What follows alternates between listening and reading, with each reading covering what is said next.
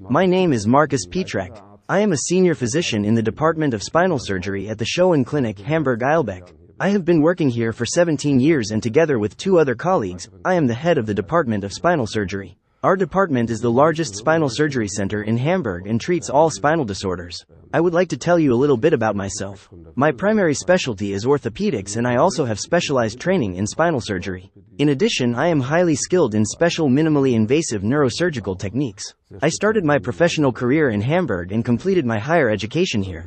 I also worked abroad, first in Switzerland and then in the USA. I lived and worked in New York for 3 years, lecturing at New York University and several other universities. I then returned to Germany and worked as a senior physician in Dortmund for 2.5 years. After the Schoen Clinic Hamburg Eilbek was opened in 2007, I took up the position of spinal surgeon here and Professor Papavero and I founded our department at that time. I have been working here ever since.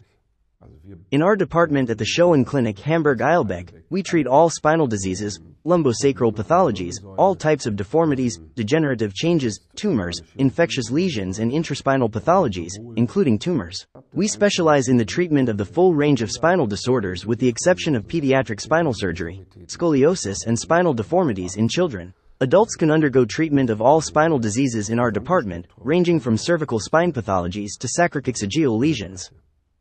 Of course, it is difficult to answer such a question in 2 words. It goes without saying that the main cause of concern is pain, especially in the lower and upper extremities. As a rule, patients complain of radiating pain that occurs against the background of compression syndrome. Of course, the presence of such symptoms may be an indication for surgery, but each case should be considered individually. Severe forms of paralysis, spinal instability, paraplegia or myelopathies accompanied by slow compression of the spinal cord are absolute indications for surgery. In such cases, surgery is inevitable, just as it is in cases of spinal fractures or infectious spinal lesions. We are fortunate to be able to offer patients all of the existing surgical techniques in the field of spinal surgery. This allows us to solve the patient's problems, taking into account their individual needs. What surgical techniques do we use? Our specialists perform surgery on the cervical, thoracic and lumbar spine using dorsal, anterior and lateral approaches. We always act in the patient's best interest and are guided by the principle do no harm, choosing the most sparing surgery possible. The main profile of our department is minimally invasive surgery, so we strive to use a minimally traumatic surgical approach with minimal time and effort. The main achievement in modern neurosurgery is the emergence of neuronavigation, which I believe is now the main trend. We are a leader in this field in Germany. Dr. Koth is one of the specialists who made a great contribution to the introduction of neuronavigation in Germany. We have been using neuronavigation in our practice for many years and we are the only clinic in northern Germany that is equipped with an intraoperative CT scanner. The combination of intraoperative CT scanning and neuronavigation allows our surgeons to implant screw systems with millimeter accuracy. This is of crucial importance when performing operations on the cervical spine, where every millimeter is important and the surgeon has no margin for error. Neuronavigation is therefore one of the key components of our work. Robotic technology is not that relevant yet. This technology plays a certain role only in the placement of screw systems, so it is not in high demand yet and remains a question of the distant future. I believe that the main trends in neurosurgery today include neuronavigation and the introduction of minimally invasive surgical techniques. It is worth noting that all of this is available in our department. We perform a variety of microsurgical and minimally invasive surgical procedures. We also offer patients endoscopic surgeries for intervertebral disc pathologies.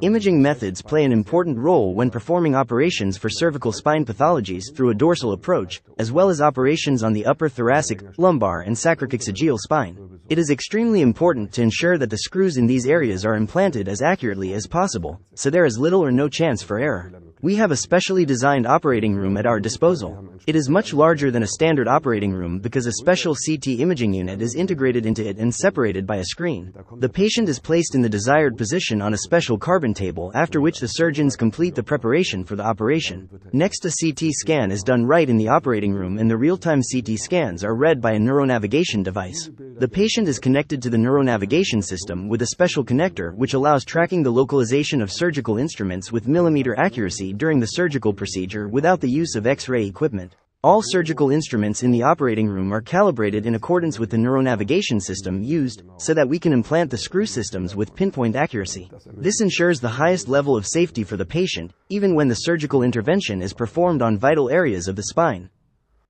Of course, the smaller the incision and the more sparing the surgical technique, the faster the patient's mobility is restored and the less pain he or she experiences. In our department, the verticalization of patients begins immediately after each surgery at a suitable time of day and in the absence of severe pain syndrome. In general, every patient operated on in our department can independently stand on their feet or move after the termination of anesthesia. There are no restrictions in this regard. We also do not prescribe patients to wear orthoses and corsets after surgery. Surgeons in our department do not use postoperative restrictions, such as the prohibition of sitting and the like. On the contrary, patients get back on their feet as quickly as possible. In our department, we welcome the speedy and full restoration of mobility. Our department treats spinal disorders of any severity. Our clinic is considered to be one of the leading in the country, one might even say the best in the treatment of cervical spine pathologies. Patients come to us not only from all over Germany but also from Europe. We have many years of experience in this field. All clinical cases are discussed during a daily consilium with the participation of many specialists. Therefore, the decision to operate is not made by a single person. We always have the opportunity to discuss the clinical case collectively and make the best possible decision. When planning complex operations, 2 or 3 experienced surgeons are involved, and they subsequently perform the surgery together. We offer patients a wide variety of surgical procedures ranging from simple minor surgeries to extremely complex operations that are not performed in every hospital in Germany. Like all of my colleague surgeons, I do consultations once a week. I see patients from morning to evening, and the other 4 working days I am always in the operating room.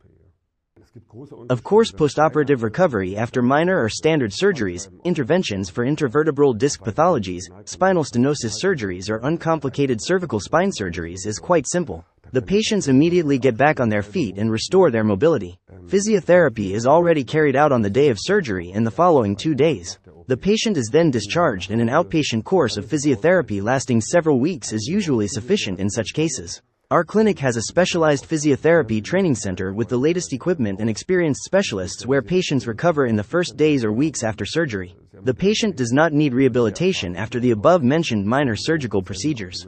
If the patient has undergone major surgery, rehabilitation is possible but not mandatory. Even after complex spinal surgeries, a course of rehabilitation is not always prescribed. If necessary, rehabilitation can be carried out in cooperation with specialized partner clinics. Elderly patients can undergo rehabilitation at our clinic, while young people are referred to partner rehabilitation clinics. When rehabilitation is really indispensable, it is with the development of severe paralysis or paraplegia. In such cases, a special course of neurorehabilitation is recommended. I don't think there will be any revolutionary changes in the near future. There will certainly be work on improving minimally invasive and endoscopic techniques to further reduce the trauma rate of spine surgery. This direction is becoming increasingly important now. As I already said, neuronavigation will become an indispensable tool for spinal surgeons in the future. Clinics will increasingly begin to incorporate this technology into their practice, which will make spinal surgery technically easier. I believe that this technology is the future. I have no doubt that imaging methods will be improved significantly, and it will be possible to use an MRI scanner directly during surgery. This direction is also relevant now. Artificial intelligence will certainly play a role in the field of medical imaging. I think the possibilities in this area are almost endless.